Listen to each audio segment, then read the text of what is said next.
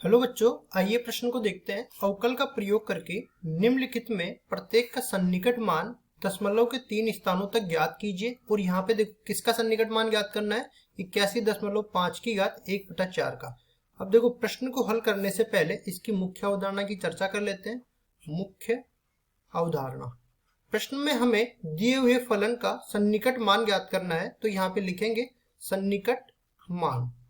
सन्निकट मान, और सन्निकट मान कैसे ज्ञात करते हैं? अवकलज के अनुप्रयोगों द्वारा। अवकलज के अनुप्रयोग, और इसको काम में लेने के भी कुछ तरीके होते हैं, वो तरीके मैं यहाँ पे बता देता हूँ। इसका एक सूत्र भी निर्धारित करेंगे हम लोग। जैसे हम लोग मान लेते हैं कि y बराबर में fx एक फलन दे रखा है। अगर मैं इसका अवकलन कर दूं तो ये dy बटा dx बराबर में हो जाएगा f डैश x के बराबर। और यहाँ से हम लोग जानते हैं कि किसी भी फलन का सन्निकट मान निकालना हो तो उसका जो अवकलन होता है dy बटा dx, वो उसके आंशिक अवकलन डेल y बटा डेल x के बराबर हो जाता है। यहाँ से अगर मैं डेल y का मान निकालना चाहूँ तो ये बराबर हो जाएगा dy बटा dx गुणा में डेल x। dy बटा dx का मान पहले ही हमने निकाल लिया है fx के रूप में, तो ये f डैश x गुणा में डेल x के बराबर आ जाएगा। इसको मैं समीकरण नंबर 1 नाम दे देता हूँ। अब आगे बढ़ते हैं और सूत्र का निर्माण करते हैं। यहाँ पे हम लोग जानते हैं कि fx बराबर में y होता है। अगर मैं x की जगह डेल x को ले आऊं और इसका मैं सन्निकट मान निकालना चाहूं, तो चूंकि हम लोग जानते हैं fx बराबर y होता है, तो इसमें भी कुछ ना कुछ, जैसे डेल x इसमें जुड़ा है, यहाँ पे भी डेल y कुछ जुड़ जाएगा।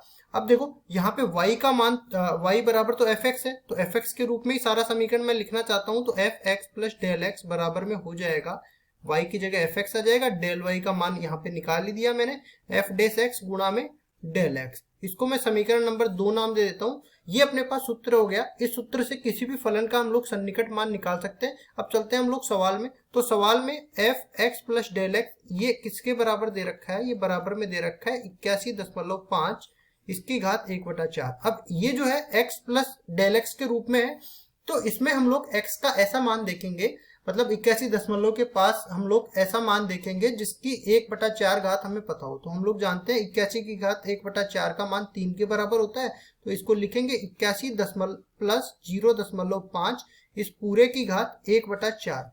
अब यहाँ पे हम लोग कह सकते हैं कि ये जो 81 है ये तो अपने पास x का मान है, और ये जो 0.5 है ये डेल x का मान है। x और डेल x दोनों का मान हमारे पास आ गया। यहाँ पे लिख भी देते हैं हम लोग। x का मान तो किसके बराबर आया? x बराबर तो आ गया 81 के बराबर, और डेल x आ गया अपने पास 0.5 के बराबर। अब देखो ये fx हम लोग निकालेंगे, तो fx किसके बराबर आ गया? क्योंकि हम लोग जानते हैं ये x प्लस डेल x की घात 1/4 है। अगर मैं x की घात 1/4 लिखूं तो ये fx के बराबर आ जाएगा, तो x की घात 1/4 ये हमारे फलन बन गया। अब इसका निकालते हैं हम लोग अवकलन। तो f डैश x इसका मान निकालना चाहिए, तो ये बराबर हो जाता है 1/4 x की घात 3/4 के बराबर। ये सारा मान आ गया। इन सारे मानों को हम लोग सूत्र में लिखेंगे और इसका उत्तर निकाल देंगे। तो देखो यहाँ से हमारे पास सूत्र क्या है? F x plus del x ये बराबर है f x plus f dash x गुणा में del x.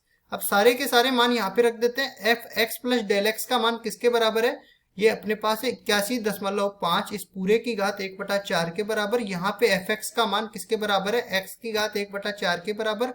F dash x का मान है 1/4 एक्स की घात 3/4 के बराबर। देखो ऐसा ही हमने निकाला है।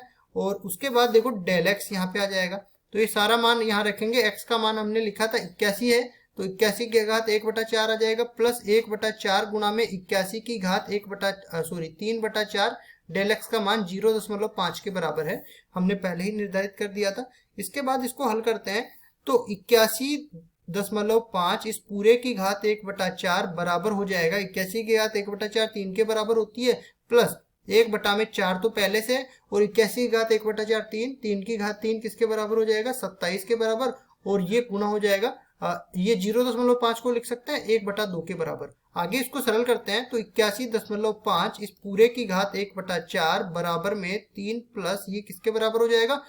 27 चौक 108, और 108 दूनी 216 के बराबर अपने पास आ जाएगा 1/216। अब हम लोग इसको हल करना चाहेंगे, तो 3 तो पहले से है, हमें केवल 1/216 का मान चाहिए। तो 1 में जैसे ही हम लोग 216 का भाग देंगे तो दशमलव के 3 अंकों तक हमें चाहिए, तो देखो 3 तो ऐसे रहेगा, ये आ जाएगा अपने पास 0.00 और यहाँ पे आ जाएगा 4 और ये बराबर है किसके 81.5 की घात 1/4। यहाँ पे 3 अंक चाहिए तो 3 अंकों तक हमने इसको सरल कर लिया।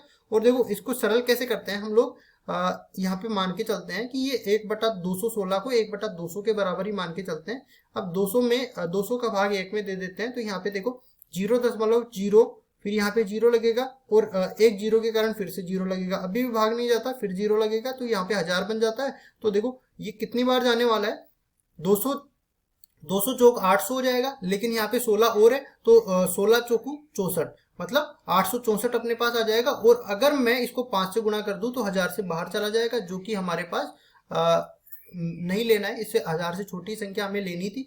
तो इस तरह से हमने दशमलव के 4 अंकों तक निकाल दिया। इसको आगे मैं सरल करना चाहूँ तो 81.5 की घात 1/4 का मान हम लोग निकालना चाहे तो ये बन जाएगा 3.004 के बराबर, और यही हमारा सन्निकट मान है, यही हमारा उत्तर हो जाएगा। आशा करता हूँ ये सवाल आपको समझ में आया होगा।